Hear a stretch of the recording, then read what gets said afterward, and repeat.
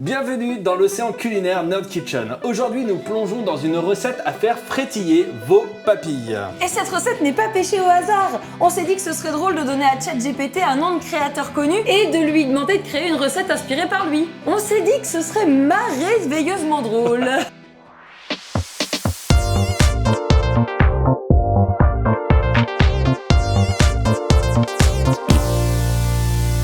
Il est brillant et il est drôle et il sait naviguer dans les eaux troubles de la connaissance et du divertissement, c'est Poisson Fécond. Et pour célébrer son style unique, nous avons une recette avec un ingrédient mystère. Serez-vous assez malin pour deviner ce que c'est ? Lancez vos filets de supposition et on verra qui a pêché la bonne réponse. Sans plus tarder, naviguons dans cette aventure culinaire concoctée par ChatGPT. Nous allons préparer une tarte aux fruits de mer qui va vraiment écailler les normes. Et voici nos trésors du jour, de délicieux fruits de mer, une pâte brisée prêt à accueillir une marée de saveurs et quelques autres surprises de notre océan culinaire. Mais n'oublions pas notre ingrédient mystère, caché dans les profondeurs de notre imagination culinaire. Ou celui de ChatGPT. Aussi. C'est un petit peu lui le créateur. Allez, restez avec nous pour découvrir notre trésor caché. Préparez vos pinces et vos écailles, car nous allons plonger la tête la première dans cette recette. Hello, es-tu prête à dévoiler les secrets de notre tarte marine? Mais plus que prête, Sean! Mettons les voiles et commençons cette expédition gastronomique. Commençons par préchauffer notre four à 180 degrés. C'est important de le faire avant, comme on chaufferait un public avant un grand spectacle. Et donc pendant que notre four prend de la température, attaquons-nous aux oignons. Il faut les émincer finement. Hello, tu sais ce qu'on dit? Pas de larmes dans la cuisine. Mais sauf si c'est des larmes de joie, Sean. Hein. Une fois que Sean en aura terminé avec les oignons, on les fera revenir dans une poêle avec un peu d'huile jusqu'à ce qu'ils soient translucides et parfumés. Alors là, moi j'ai une technique que j'aime bien. Crunch. Qui est d'écraser. Ça permet plus facilement d'avoir des petits bouts un petit peu écrasés. Ils commencent déjà à rendre un petit peu.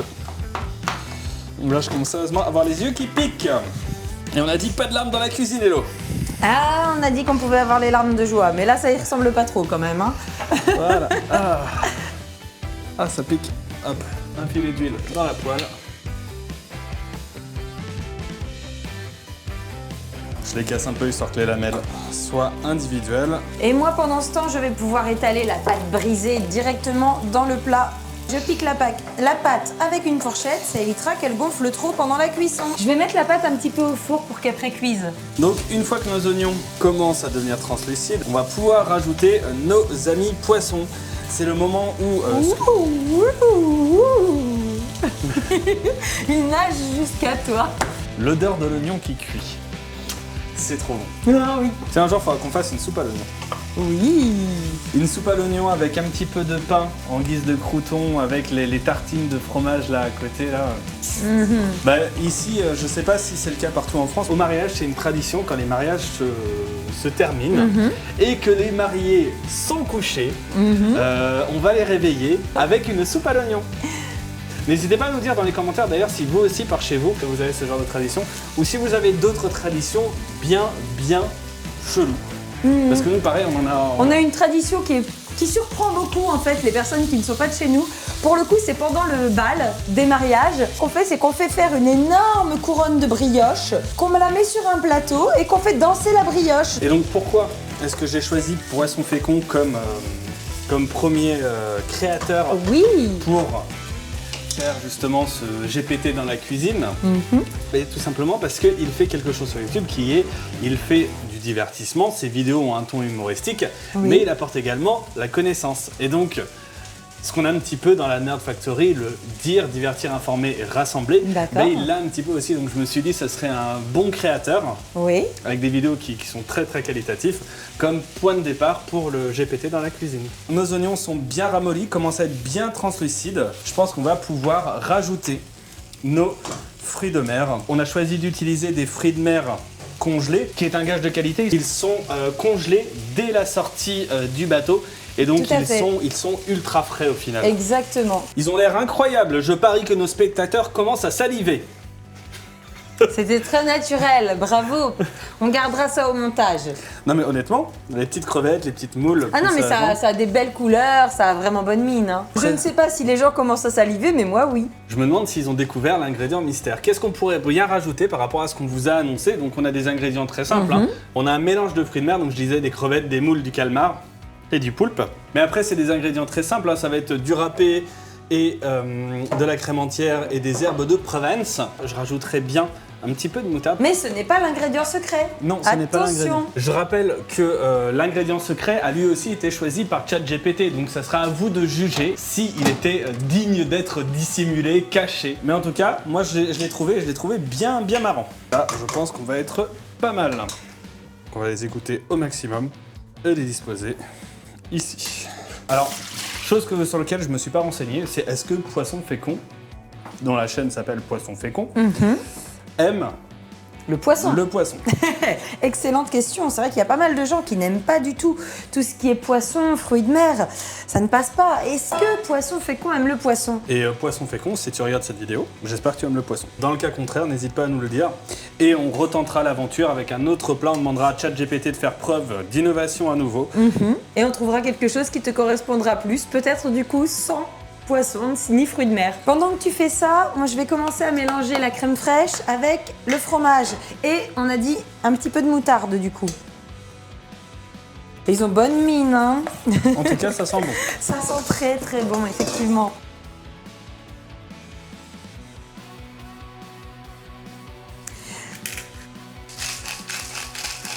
On va mettre du coup les herbes de Provence dans notre préparation. Notre tarte est presque prête pour son voyage en eau de mer. Je vous propose de dévoiler l'ingrédient secret. C'est ChatGPT, c'est pas nous, qui a dit que ça serait cool d'avoir un ingrédient secret. L'ingrédient secret est... le safran. Le safran, une épice précieuse qui va apporter une touche de magie à notre plat. Le safran, non seulement il a une couleur magnifique, mais son goût est incomparable. Je te laisserai rajouter notre merveilleux safran.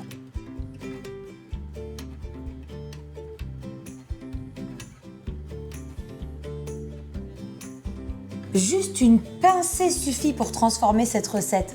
Le safran va infuser sa saveur et sa couleur pour donner un véritable spectacle pour nos sens. Donc maintenant il est temps pour notre tarte de prendre son envol, enfin de plonger dans le four. Et donc on va le laisser cuire à peu près 30 minutes à 180 degrés Celsius. En tout cas, c'est ce que nous a dit de faire ChatGPT. Eh bien, suivons les conseils de ce cher ChatGPT. Pendant que notre tarte cuit, parlons un peu plus du safran. Savez-vous que c'est l'une des épices les plus chères du monde? Et pour une bonne raison, le safran est cueilli à la main, ce qui en fait une épice très précieuse. C'est un peu comme la touche finale d'une œuvre d'art. Une œuvre d'art comestible dans notre cas. Ce n'est pas seulement une épice, c'est une véritable légende en cuisine. Exactement, le safran est récolté à partir des stigmates des fleurs de Crocus saviatus. Le saviatus, chaque fleur produit seulement 3 stigmates. Et il en faut des milliers pour arriver à 1 gramme de safran. C'est pourquoi le safran est appelé l'or rouge. Sa récolte est extrêmement délicate et doit être faite exclusivement à la main. Et souvent au lever du soleil pour préserver l'arôme et la qualité des stigmates. Et parlons de son histoire, le safran est utilisé en cuisine depuis l'Antiquité, mais on le retrouve également dans les médicaments et comme colorant. Et les pharaons l'utilisaient et Cléopâtre prenait son bain infusé au safran pour ses propriétés cosmétiques et pour également son parfum. Dans notre tarte, le safran va apporter une note légèrement sucrée et terreuse, une complexité qui complémente parfaitement les saveurs des fruits de mer. Et cette magnifique couleur dorée du safran va donner à notre tarte justement une jolie couleur dorée et ensoleillée. C'est une épice qui a parcouru un long chemin à travers l'histoire et les cultures pour atterrir aujourd'hui dans notre cuisine, dans une recette générée par ChatGPT pour Poisson Fécond. Et maintenant, le moment qu'on attend tous. Roulement de tambour. Tada! Non mais ça fait vraiment envie, hein. Et puis on voit bien le safran qui a déteint là où il était posé. Mais oui, le safran a donné une belle couleur à l'ensemble, ça sent divinement bon. Moi je n'ai qu'une envie, c'est d'y plonger directement ma fourchette. On va quand même le manger, n'est-ce pas?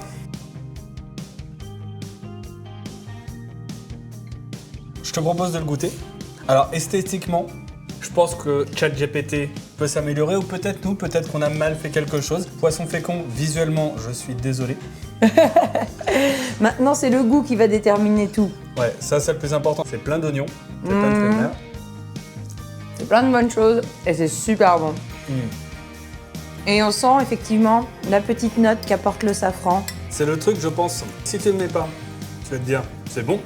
Tu rajoutes, tu dis, il y a un truc en plus. Très intéressant comme saveur. C'est pas mal du tout. C'est très très très bon. Moi, je pourrais le finir.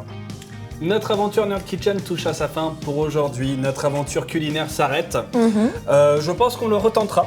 Ouais. Je pense qu'on guidera un petit peu plus ChatGPT la prochaine fois. Oui, après, on n'est pas des chefs. Non. En tout cas, j'espère que vous avez apprécié cette aventure autant que nous. À renouveler clairement. Merci beaucoup, Sean, d'être venu dans ma Nerd Kitchen. Merci à toi pour l'invitation. Je pense que je vais revenir.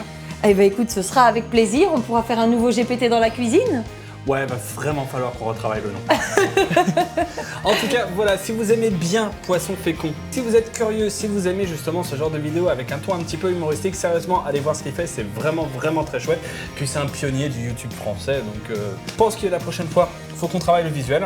Tout à fait, je pense qu'on a beaucoup à s'améliorer sur le visuel. Si vous avez des suggestions de choses qu'on aurait pu améliorer, dites-le nous dans les commentaires. On ne demande qu'à progresser, bien sûr. Mais si vous avez aimé ce que vous voyez, pensez à nous mettre un petit pouce bleu et abonnez-vous. À bientôt. Salut!